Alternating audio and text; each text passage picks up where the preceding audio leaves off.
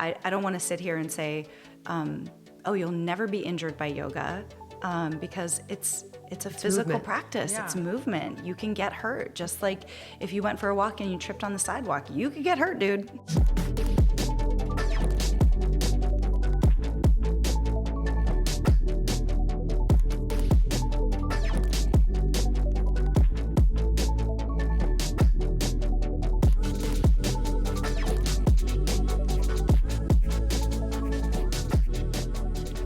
We are here with Margo Lightburn, who is an incredible yoga instructor here in Portland, Oregon, but also just an amazing human. And we are so honored to have you on our podcast today. Thank you for being here. Thanks, Steph.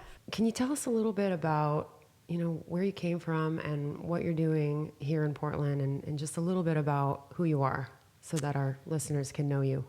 Yeah, definitely. So I am a yoga teacher. I've been teaching yoga since 2003.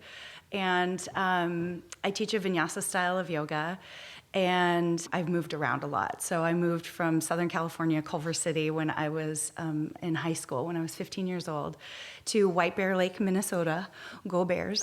Wow. Okay. You got that accent down. I know that got accent. it. Yeah, go Bears. And so when you moved as a freshman in high school, you were sort of forced. I'm already an extrovert kind of naturally, but I was forced at that age definitely to try to get comfortable in public places and new places, and just really discover a lot about myself and who I am. The way that I landed really in yoga, like from the fitness background, which I know is part of what we're interested in here, is that I was running marathons. And just full disclosure, I was 100% running marathons for exercise and to burn calories at the time. And I do not have a runner's type body. If you're listening and you're not watching, I'm like a solid woman, and I take pride in that. Yeah. But running was really hard on my body, and I learned at about 25 years old, as I was doing marathon after marathon and half marathon after half marathon, trying to keep mileage up. And at the time, it was really a cool thing to do. Like, running is still really great, and I think that marathons are like a bucket list type thing. Do you still run? I run a little. Oh, yeah. The problem with running now for me, and my husband always gives me a hard time with this, is that when I run now, I like to run like I used to run.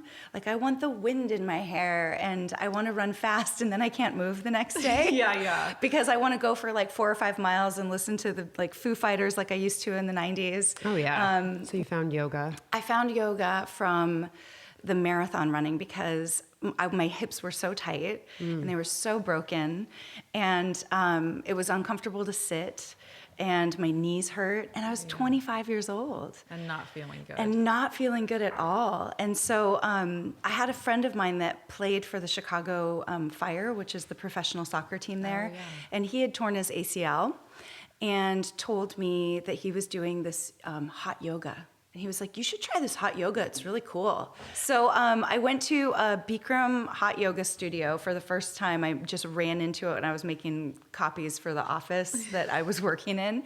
And the Bikram hot yoga is where I started practicing yoga. And it definitely tapped into the survival instinct that I was kind of looking for. And I think that yoga taps into this fight or flight mode that we have, and helps us in a society and a culture right now where I feel like a lot of us don't get that fight or flight feeling. I do feel like yoga gives us that feeling like I want to get out of the room, and when we stay and we persevere, and this is not intended to like make people suffer or struggle at all, but when we can persevere, then we've proven something to ourselves where we don't really have to prove ourselves a lot in the world right now. Yeah, it's like climbing a mountain or something. Yeah. So, and that's not to say everybody doesn't have to prove themselves, because there are a lot of people who are struggling a lot right now to prove themselves. Yeah. So you took yoga and it resonated with you. Yeah. And then how did you come to become an instructor and a teacher? Okay, so so I moved from Chicago to Portland with my boyfriend at the time, and after about 6 months of us living together in Portland, we were on the verge of breaking up. And I was practicing yoga like incessantly, like I was going to Bikram yoga all the time. And the studio owner there was going to a teacher training, and I thought, well, that's a great idea. I'd like to do a teacher training. And this is, sometimes people fall into yoga in this way, and you just don't, I can't really explain it. You were supposed to. I was supposed to, and I was breaking up with my boyfriend, and I thought I was going to go back to school and either be a teacher or a nurse, and I was trying to decide. And the owner of Yoga Pearl was going to a teacher training in Mexico, and I was like, well, that sounds like a great idea. And I didn't think I was ready, but I thought that it would be a great way to kind of be like a big F you to my boyfriend at the time. I am going to go to a yoga teacher training and be like a hot yoga teacher. In Mexico. And you are going to regret the day that you dumped me. Totally. MFer.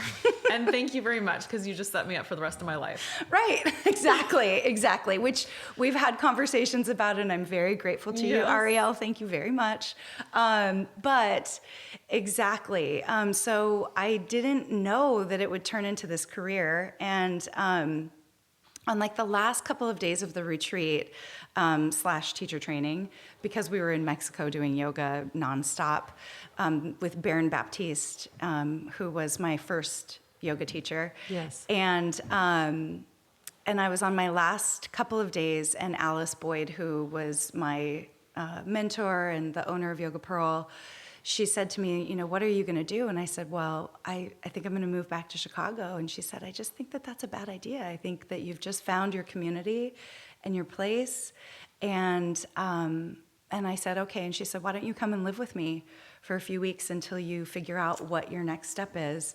And she said, and then we'll get you on the schedule. When do you think you'll be ready to teach? And I was like, oh, not for a few months. And she was like, well, you're on the schedule next week, so get ready. And she just really believed in me, and she believed that that I could do it. And so she just facilitated, and she's just always been, she totally is, she's an angel. She's literally an angel. And you followed the signals. And I accepted the call. So we have so many patients and just people who talk to us about wanting to do things like this or do things in their life, but they feel so held back by their stories or their limiting beliefs or, just that dialogue in their head.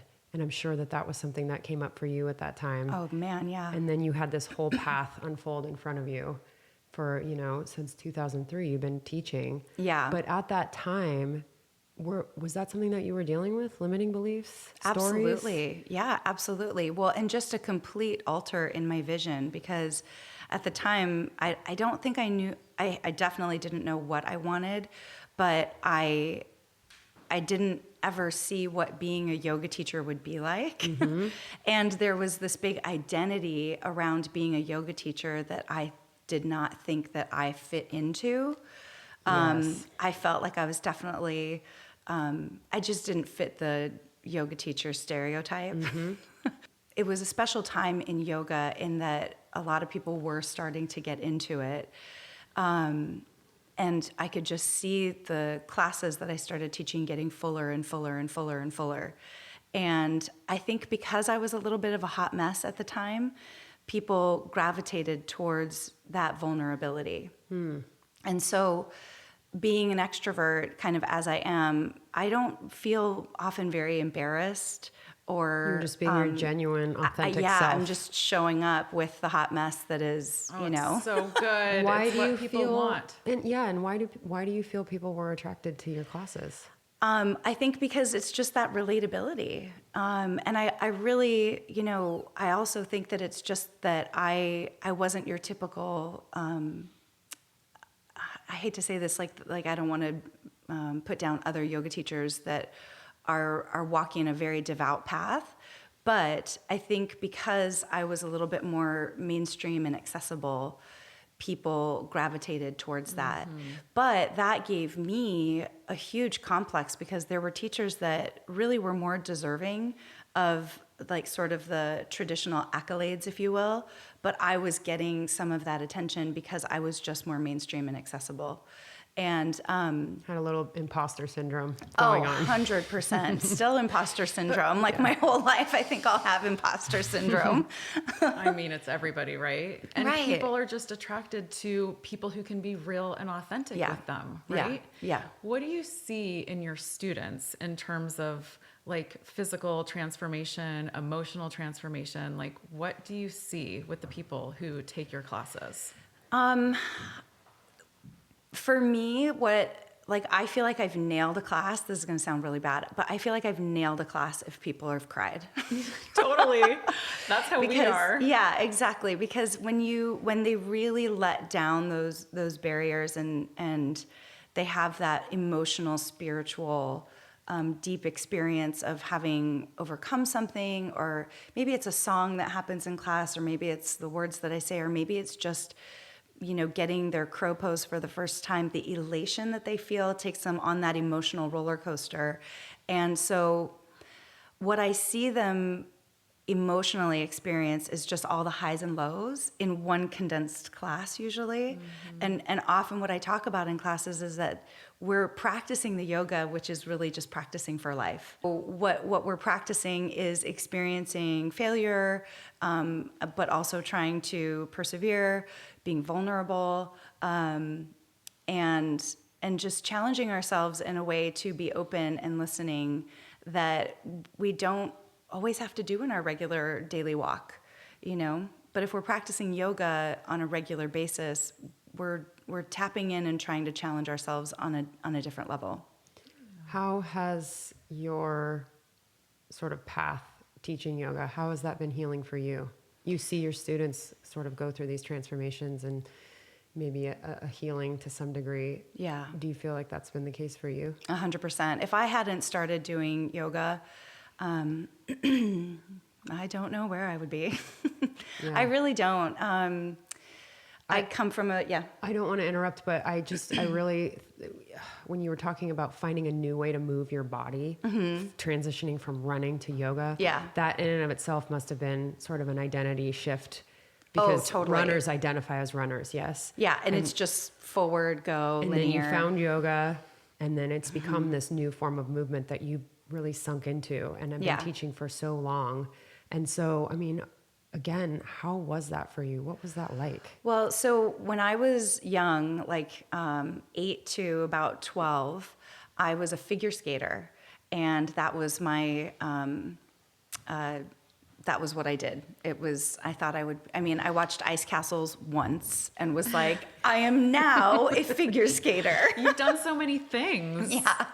I'm always somebody who's like always willing and down to try for anything. But quite honestly, what happened with figure skating was I started going through puberty, and my coaches started telling me that I needed to diet. That was my first real understanding of, I have a different body type that then fits into this box. You take that stuff with you as you totally. get older. And so I always just saw myself as big from then on, because the coaches told me to diet.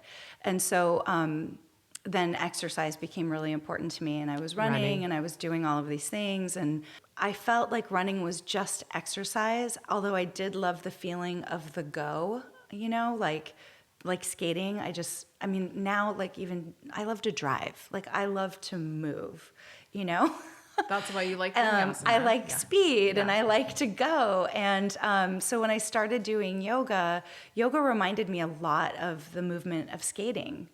And so it was a different modality to throw my body into and feel something graceful and beautiful and like an extension of this fluid person that I am on the inside. And then you step into this space where you're not going, but it's a familiar feeling, yoga. And then you're, at times still in these poses. Yeah. And I'm sure things come up, and it's, people talk about yoga as being a very healing thing.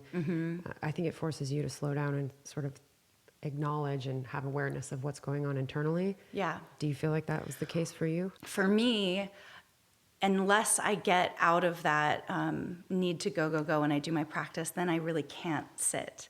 And so it's it's designed that you do the postures and then you sit. And it sounds like you found the right kind of yoga for you, right? Like you need that move. You wouldn't do yin yoga.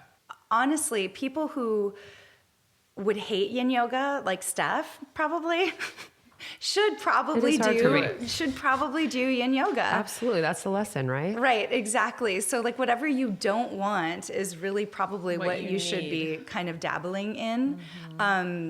And so yeah, I found the right kind of yoga for me, and that has changed and transformed and shifted so much. Even right now, I feel like the class that I taught, a year ago on this day is totally different than the class that I would teach today. And yoga is changing so much. Like when I first started teaching yoga, the way that we taught yoga back then, we understand so much more about the body, and we understand so much more about the way that the parts move together, that we don't teach yoga the same way that I even taught it in 2007. You have had the opportunity to travel and teach. So you've been teaching kind of all over. Yeah. And you've worked in Chicago, you've been back in Portland, you've been in California, you've been, all over. Yeah. And you reference these sort of highs and lows that you see your students go through during a class. Mm-hmm. As you've traveled around, do you notice similarities between things that people struggle with, like human condition wise? Oh, absolutely. Is there a common thread?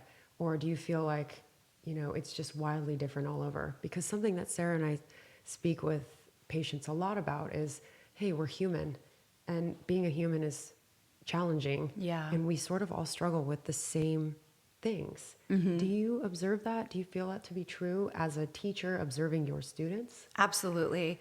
People, the main thing that people will say is that they can't be consistent.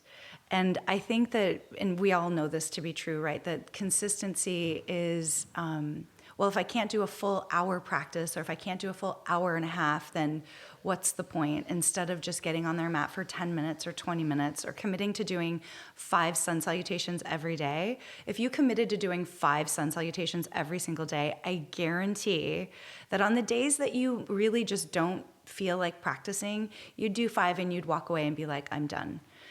On the days that you were just mind chattering your way out of getting on the mat, you would do 5 sun salutations, and then you never want to leave your mat, A little momentum goes a long ways. Right, exactly. Yeah. And so people will talk and complain about the consistency, or they will talk and complain about just not feeling like they're getting anywhere.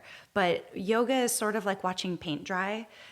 You just don't recognize it until all of a sudden you have one of those big moments of, oh, I finally did a crow pose, which is not the end goal. Handstand, all of that, none of that is the end goal.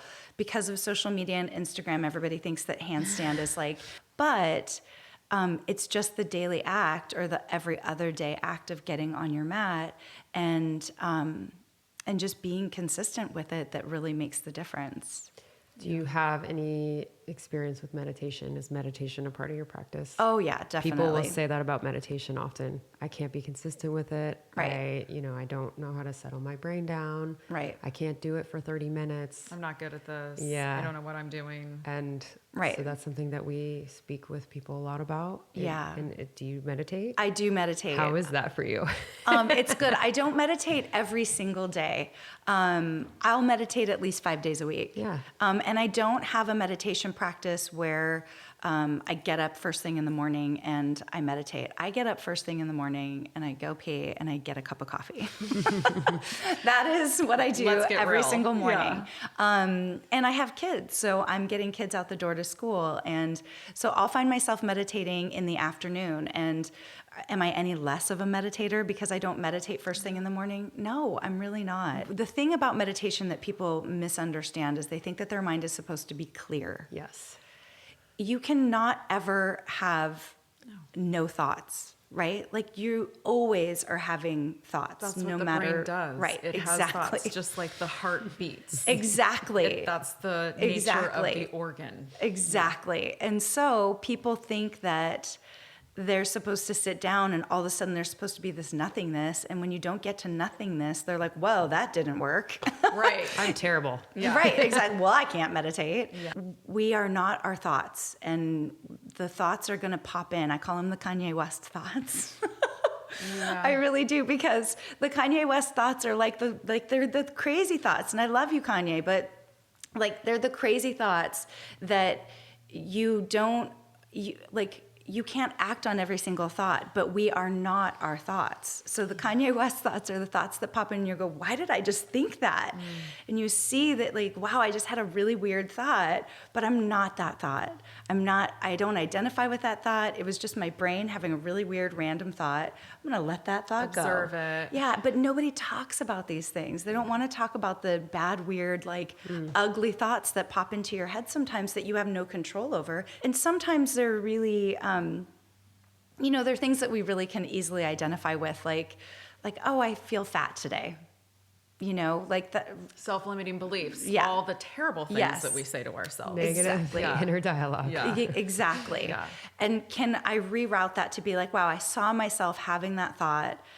Why am I having that thought? But if you get into a regular dialogue of, oh, I feel fat today, or oh, I look old, or oh, I have these things, can we reroute that to just a mantra of, I'm beautiful, I'm worthy. I'm beautiful, I'm worthy. And can we literally change our brain patterning? And back to the practice, right? Just to sit down and meditate or work with your mantra or work with your self-limiting beliefs. It's a practice. It's like flexing a muscle. It's like getting on the mat for 10 minutes. Yep, exactly. You just need to practice a different way. Yeah. Yeah. What do your students come up to you and say to you, after working with you for a year or 10 years or being a runner like you were, and then incorporating yoga, and what do they say about their bodies and how they change, and maybe if injuries heal? Well, there's a lot of things. Yeah. Sometimes people just come up and say, you've changed my life, which is just like encapsulated in the best feeling in the world, right? They just come up and I was in a really down time. I was going through a divorce. My mother had just died, things like this. And they come up and they say, if I hadn't had this place to just come as a sanctuary and just be, then I don't know what would have happened. Sometimes people love me in a way that I'm like, remember, I'm just really a reflection of you. Like this is not what, I am a facilitator and I'm here and I'm leading the class, but it's definitely not me. It's something that you see in yourself that I'm helping reflect back. It's like I love Prince and I love Beyonce. When Prince died, I was like crying, like I knew Prince, and I don't remember who said this, but it's not that I wept because I knew him. I wept because he helped me know myself better. Yeah. And so that's what yoga does to me. It helps us know ourselves better. Sometimes we think it's a teacher, which goes to like these guru things, which gets really dangerous and icky and like super gnarly and bad. And anytime you have somebody who becomes a guru or a deity, that's dangerous. Yes. Yeah, exactly. But that's just putting, power into another person. Exactly. And you're speaking to... We're putting it back into ourselves. Yeah. Owning your power and owning your vulnerability and your authenticity. Yeah. Often, one of the hard things about yoga, I think, is, people will go to the doctor and they'll be like, oh, you should start doing yoga. And then maybe they said you should start doing yoga because maybe they have a back injury. Yeah. And then this person just randomly goes to a schedule and they're looking for a yoga class. Or maybe they're a fit person, like they run or they cycle or they do something like that. And then they think that they're, that they can handle like a level 2 yoga class, and then they walk into the wrong class just because their doctor was like, you should go and try yoga.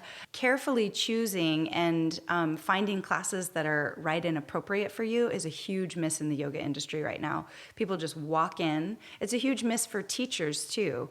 Teachers get an idea of the class plan that they want to teach, and then somebody walks in the room and they've got jeans on and a camping mat, and they're trying yoga for the very first time. And then teachers have to completely be able to readjust how they're teaching that class.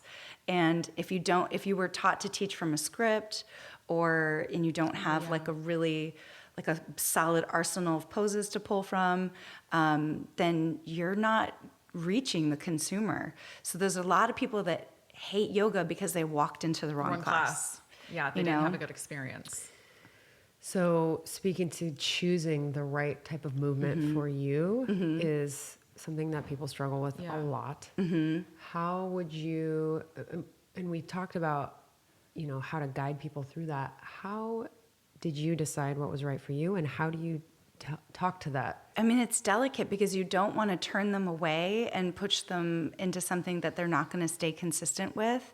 But I have told people, try a foundations class, sign up for a couple private classes so that you can learn what's really best for you. It's not just one size fits all anymore when you go into a yoga class. And that's where one of the big misses in yoga is that we're trying to teach 30 people in a class the exact same posture sequence, and they really shouldn't all be. I mean, you guys know, you probably get people into as patients all the time who are like, oh yeah, I hurt my back, or I hurt my shoulder, I hurt my knee, or I tore my labrum, and in yoga.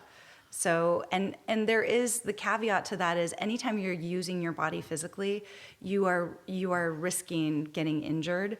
So I don't want to sit here and say, oh, you'll never be injured by yoga, because it's a physical movement. practice. Yeah. It's movement. You can get hurt. Just like if you went for a walk and you tripped on the sidewalk, you could get hurt, dude. Yeah, people trip on the sidewalk running all the time. Right, exactly. I mean, the smartest people modify, right? Not every body can do the same thing. Everybody should be modifying within that class of 30 people. Right. Like this person can do that, but not that person. And this person's modifying for their shoulders. Well, and to me, the most advanced practitioner is exactly that, somebody who's doing something that's right for them. And I'm watching somebody modify and going, oh, they know their practice. Respect, exactly. We've had to figure out the types of movement and exercise that works best for us, just like you did with that 10 out of 10 yoga class that you started with. So how did you go about finding what was right for you, and what were you dealing with mentally? How do I say this? Yoga that has some sort of consistent base, meaning that you're doing the same kinds of poses for a period of time before you're adding more poses, is best for people to measure their progress, to get comfortable with the poses, and so you're not just going from random teachers all the time who are teaching different things all the time. Does that make sense? Yes, it does. But when that instructor said to you, you can't run every other day and come in here and do yoga, I mean, how did that feel to you? Because we it all felt terrible. I bump up never went against back that to her stuff, class. right? I mean, but we bump up to that where it's like, it sort of offends our ego and our identity. Right. And people struggle with that. With incorporating new routine or habit around movement, exercise, or even just change. People are scared of yoga. Yeah. They say, I know I should do yoga, but I don't think I can. Yeah, and exercise in general. So when you had that experience, how did you handle that ego flare up or that identity flare up? Well, it made me want to dig my heels in more to kind of prove her wrong. That definitely, but I never went back to her class. I wish I knew who she was. Did you notice that there was some, clearly you had been running for years. Yeah. And been doing all these marathons. Did you notice that actually, I do have some limitations in this new sport that I'm entering into? Oh, so humbled. Yeah. And I was so humbled. How was that process for you? You went from student to teacher to pretty well-known instructor in this community. So I'm sure that was a process. It was definitely a process. It was learning to be more humble and learning to just accept the challenges and then continue to try to do the work and just continue to try to show up. What's coming up next for you? You have a podcast. It's the Lightburn. It is called the Lightburn. It's real life through a yoga lens, which means that I talk about life and I talk about yoga, and that everything I do kind of comes through this yoga lens. Not because I'm a perfect yogi. Because you're passionate but about it. because I'm passionate about it. And because, a real person. Yeah, exactly. And because I truly do believe that there's a teacher for every student and there's a student for every teacher, and we just have to keep trying. It's like when you go to get a bad haircut, you go to somebody else and you try something else. Yoga is the exact same way. If you're looking for a therapist, if you're looking for a hairdresser, you don't just go to one and boom, it's nailed. Very rarely does that happen. So if you're going to try yoga, find 5 classes that are different teachers, different places, different different studios. Part of the big thing that reeled me in, and I do want to say this, is that in yoga studios, there's a lot of community, and so you usually will feel that sense of community when you walk in. And when I was traveling and I first went to that yoga studio that then hooked me, which was the Bikram studio, but it was because the people at that studio were like, oh, you're in town for a month working? You should sign up for the 30 days. And then I felt like I was sort of expected to be there in a way, and not in a... Connection. It was connection. And I knew that when I went back the next day, there would be somebody that would be like, oh, you came back. Yeah. And they did. And so community, the Sangha, where we have this connection of people that see us when we show up to yoga, is a large part of what keeps us coming back. So if you're new to yoga and you go to a studio, try to say hello to somebody, make friends with somebody. Don't just always slip into your class and slip out. It will definitely keep you more accountable to make those connections with people. That's good advice. Yeah. We're wrapping up, but I just wanted to ask you, if you had the question, what would you do to optimize your health? If you were speaking to that to somebody, what would you suggest to somebody? To not listen to the negative voice in the head. Yeah. And in fact, when the negative voice starts to come out, because, I could say, oh, drink more water. Everybody drink more water. Everybody. Just drink more water. Yeah. But inner dialogue, more water. Right. But the thing is that negative mindset that comes out is really what the killer of the joy is. Yeah. And so when that negative mindset comes out, whether it's about how you feel in your appearance or that you shouldn't be eating this one thing, just try to flip the script on that and just be like, I'm enjoying this naughty cinnamon bun that I ate yesterday with my son, and just enjoy that, instead of getting into the negative chatter, because the negative chatter just, it literally just is like the thread that keeps pulling. You're speaking our language. Absolutely. Well, thank you so much. Thank you so much for having me here. To be with us and so offering great to your chat with you. Yeah, candid thank insight. you. Appreciate you.